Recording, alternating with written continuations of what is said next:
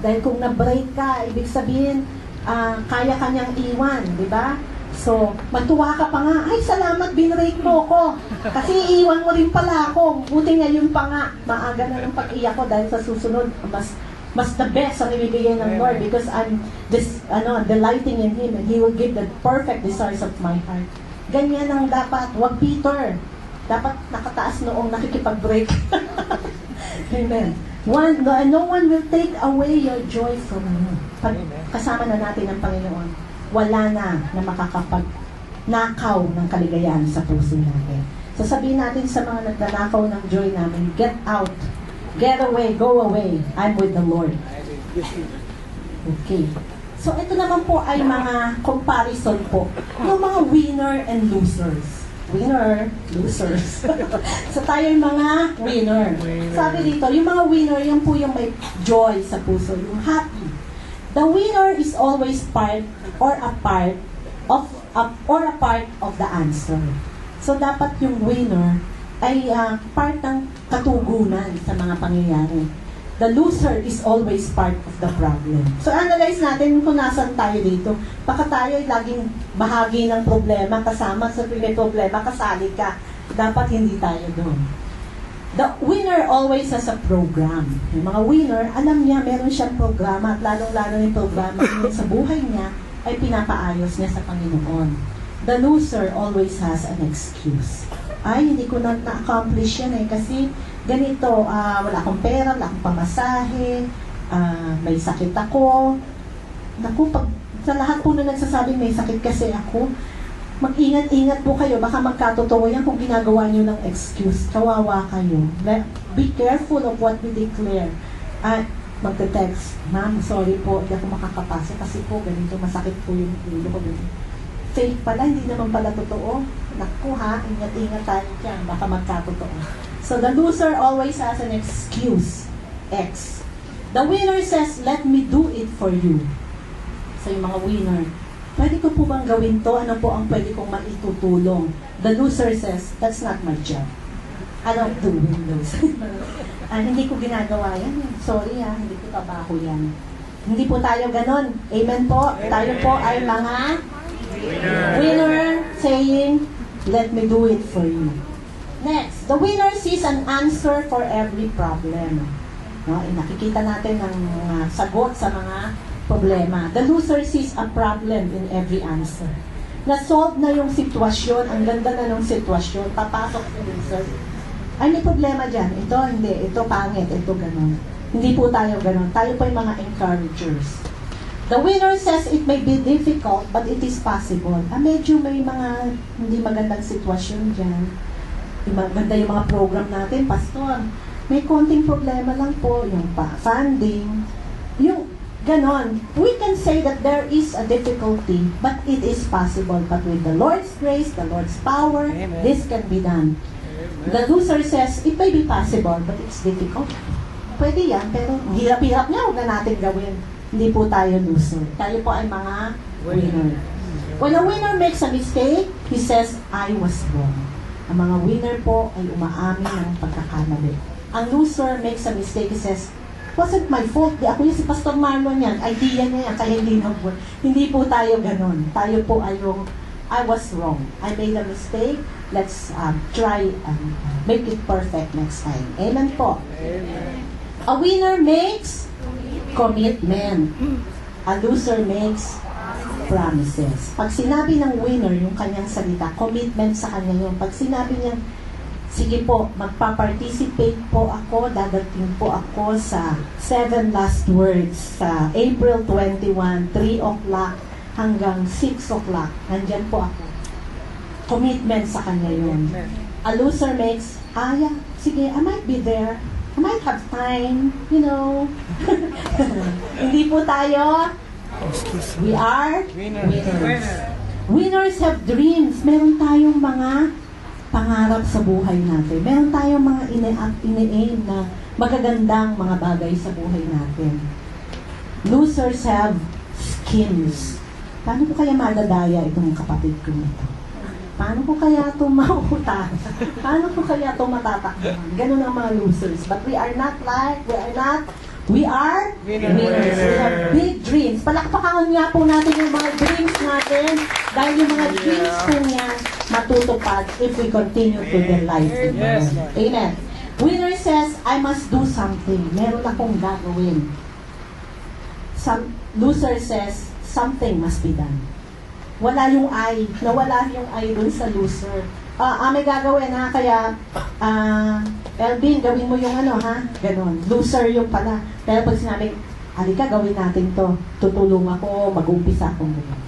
Amen. Are we winners here? Amen. Amen. Next, winners are part of the team. Diba?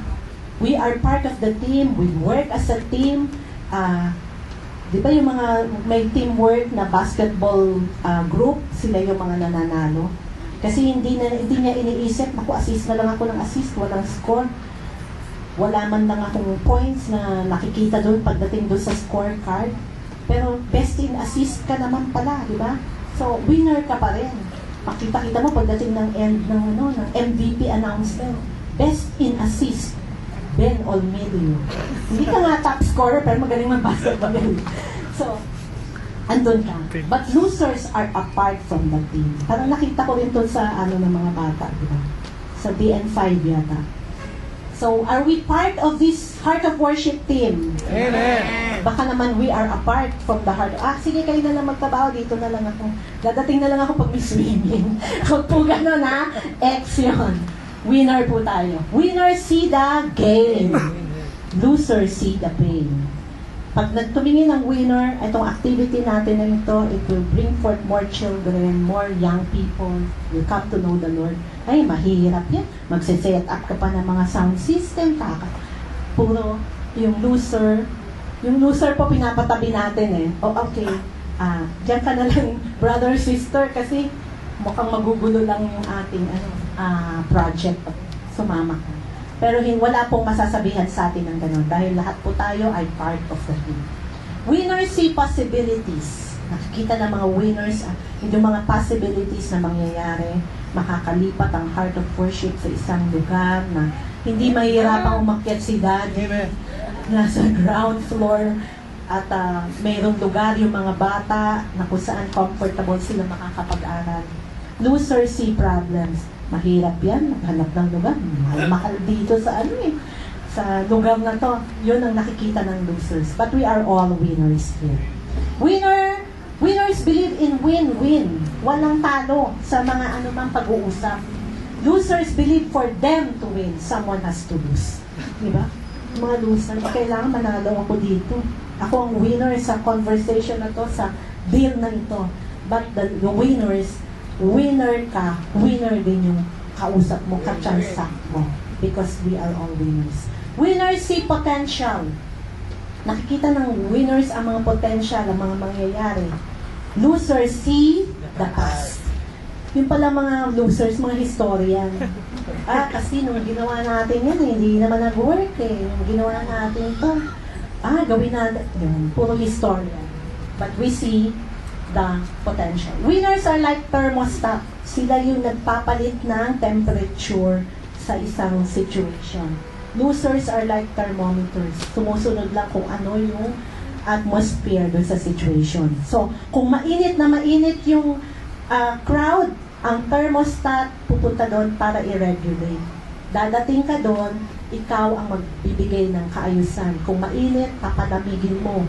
Kung sobra naman malamig, painitin mo ng konti, makakailan ng kilos. But the losers are like thermometers. Reactive lang. Kung ano yung sitwasyon, yun, magkikiride. Kung mainit na mainit, kasama pa siya sa nanggugulo. Oo nga, ganito nga yan. Pero pagka malamig naman, okay, cool lang, walang nangyayari. But we are all winners here. Winners choose what they say. Yung mga winners pinipili ang kanilang mga sinasabi. Losers say what they choose. Kung ano lang yung gusto nilang sabihin, kay makasakit ng damdamin, baliwala. Winners use hard arguments but soft words. Sometimes we really have to be firm about something, but we use soft words.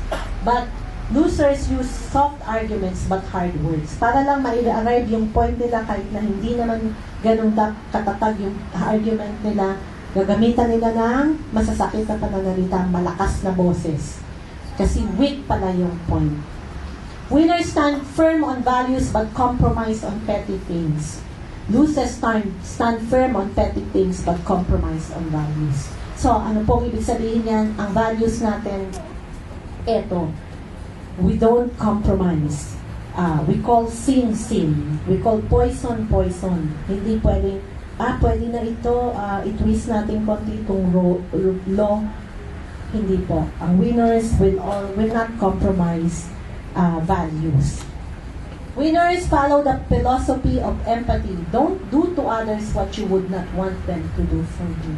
So kung meron kang isang bagay na ayaw mong gawin sa iyo ng kapwa mo, huwag mo din gawin sa kanila. Losers follow the philosophy, do it others before they do it to you. Abay, bago ako tapakan yan, tatapakan ko na muna siya, pisang-pisa, parang hindi po. Ang mga winners ay hindi po ganun. Kaya po marami kasing kaguluhan dito because of this philosophy. Na yung mga tao hindi na marunong makapagbigay, hindi ka naman napatay, di ba? Hindi ka naman nasaktan. Okay, medyo maaaring yung reputation mo nabawasan, pero hindi pa rin naman ikaw yun dahil hindi naman totoo. Halimbawa, somebody is spreading lies about you. Hindi naman totoo. Lahat na ng tao, pupunta mo para ma-explain, alam mo, yung yan, sinagsisinungaling yan, lahat ng tao, kakausapin mo, sasabunutan mo siya, sabunutan mo lahat ng kamag-anak niya, away-away na kayo. For what? Hindi naman ikaw yan, hindi naman totoo. So let it be and let the Holy Spirit talk to that person, change the heart of that person, and you will see, pag nakita mo, dahil wala kang ginawang masama sa kanya, you just kept quiet, you stuck to your knowledge of the truth. Pag naging kaibigan mo yan, mas close sa'yo kasi alam niya, hindi mo siya i-betray. Amen po. Winners make things happen. They make things happen. Losers, watch it happen. May ginagawa sila doon, okay lang, manonood na lang ako dito. So, hindi po tayo ganun. We are all winners. So, may natutunan po ba tayo on the comparison of winners and losers? But let us, this just came today, this moment. Ano ba yung mga kalimitan na nagbibigay ng kapighatian sa buhay ng mga tao? And I assess that most of the times, and maybe in these times, the reason why people are not happy as they should be is because of worry, because of money. So, ang sabi ng Panginoon sa atin, He will take care of us. Whatever it is that we are worrying about, whether it's money or any other things, He will take care of it. He just wants one thing from us, our commitment. He wants His words to remain in us, na huwag nating pabayaan ang gawain ng Panginoon, huwag nating pabayaan yung paglilingkod natin sa Kanya, huwag natin siyang kalimutan, let us put Him first. If we used to talk about the Lord a lot, let's continue doing that, resume doing that, spread the word, encourage our relatives to come to church. Let us be committed to the things that the Lord wants us to do sa mga church activities. And whatever it is, He will take care of it. If it's, most of the time din po kasi, the reason why we are short on money is because we are not following Malachi 3:10. And I'm challenging everyone, please do. Because yung pong devourer, hindi po magagalaw yung 90%. If you would analyze, if you deprive the Lord, or actually, pag nagde-deprive po tayo sa Lord nung tithes and offering natin, dine-deprive po natin yung sarili natin. Yan pong 10% na hindi nyo ibinigay, mawawala rin po yan. Ibigay na po natin sa Panginoon and He will protect the 90. Pero pag hindi po natin talaga binigay yung 10%, yung 10% po mawawala rin sa kamay natin, wala pa pong protection yung 90. This is a bold statement that I am saying now. It's not part of the lesson. If you would notice, wala po siya dito sa word, but this came today. Because if I would look around, majority of the reasons why people are not really happy is because we are not following the principle of tithing. So if we want to be happy, sundin po natin. Hindi po napakahirap sundin. Kung kumikita ka ng 1,100 is not easy to let go kasi meron ka pang 900. Kung 9,000, meron kang let go of the 900. because you still have the 8,100. If you're earning 100,000, let go of the 10,000 because you still have the 90 and that will be protected. But if we don't, kahit na 100 lang yan, yung 900 mo, hindi pa protected. It's a bold statement, I know, but it's a truth that I would like to impart on everyone. So, gusto po talaga natin maging fully happy, delight ourselves in the Lord, sumunod tayo sa Panginoon 100% on His laws, makakatulog tayo ng mahimbing, matatanggap natin lahat ng mga promises sa atin ng Panginoon. It's not anchored on the tithes and offering. It's anchored actually really on Him. Yung kanyang mga pag-ibig sa atin, sa kanya naka-anchor. Hindi po sinasabi ko, the tithes and offering. Hindi po yun ang ibig sabihin. It's just one of the ways that the enemy is doing so that we are not enjoying the benefits that the Lord wants us to have. Isa po sa mga pandaraya ng kaaway yun. So, wag na po natin i-allow na yung pandarayang yun, magkaroon pa ng foothold ng enemy. Magkaroon siya ng maliit na butas sa atin, hindi ka naman nagtatides, hindi ka naman nag-offering. Makakancel natin yung that's not true. I'm delighting myself in the Lord and following His law completely, and I know my blessing would come because I have learned at pinakinggan ko yung topic na yon, pinakinggan ko yung mga plano ng Diyos sa buhay ko at tatanggapin ko yon. God wants me to be happy and I fully accept the principles of being happy. I will delight myself in the Lord. I will continue to dedicate myself to Him. He will be the first in my life. I will allow Him to take care of me. And whatever it is I'm facing, I know He will make it right. Amen po ba? Amen. Amen. Natutunan po ba tayo? Amen. Praise God po.